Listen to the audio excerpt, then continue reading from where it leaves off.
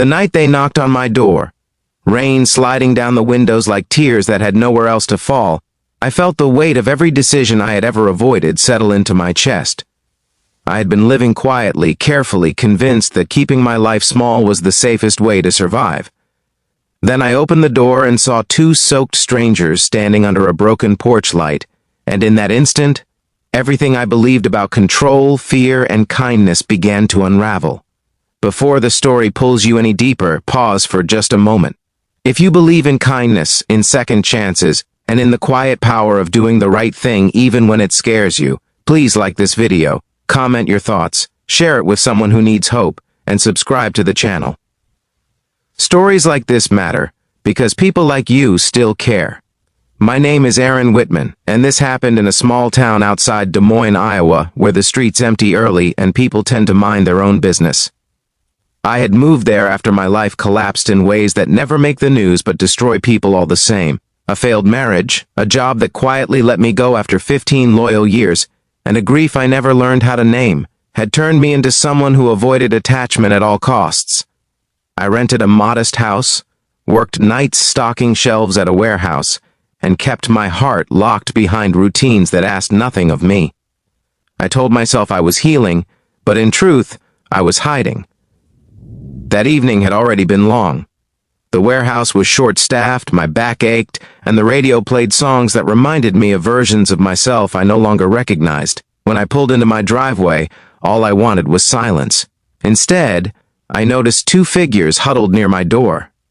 For a brief second, fear rose up, sharp and instinctive, but it faded when I saw how young and exhausted they looked. One had auburn hair plastered to her face by rain, the other clutched a thin jacket like it was the only solid thing left in the world.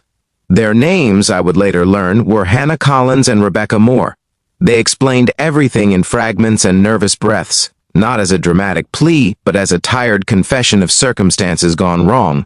Their car had broken down miles away, their phones were nearly dead, and the nearest motel was far beyond what they could afford. They had been traveling through the state chasing something they couldn't quite define yet. Maybe a fresh start, maybe an escape from lives that had become too heavy to carry. They said they were only going to stay one night, just until morning came and the rain stopped turning the world into something unrecognizable. Inviting two strangers into my home was not part of any plan I had ever made. I stood there, keys still in my hand, feeling the old instincts argue with something deeper. I thought about the empty guest room I never used, about the values my late mother, Margaret Whitman, had tried to instill in me when I was younger and less afraid. I thought about how loneliness had taught me the cost of closed doors. Against every habit I had built, I stepped aside and let them in.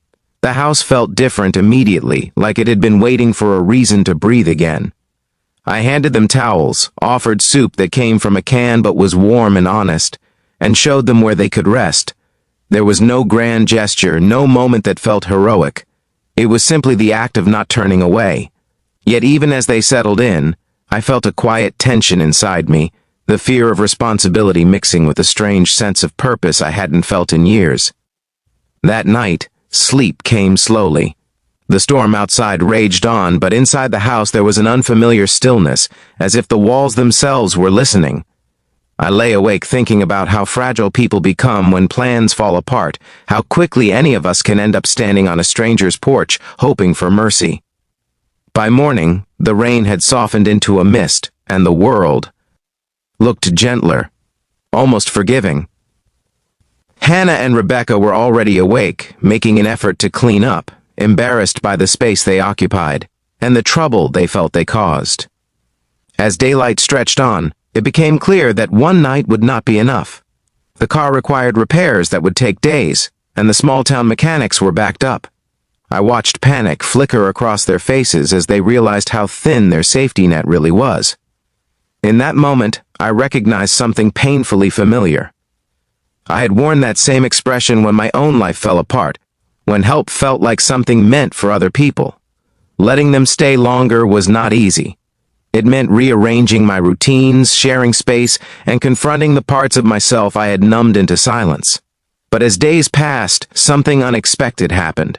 The house filled with quiet laughter, with shared meals that stretched longer than necessary, with stories exchanged not as confessions but as acknowledgments of survival.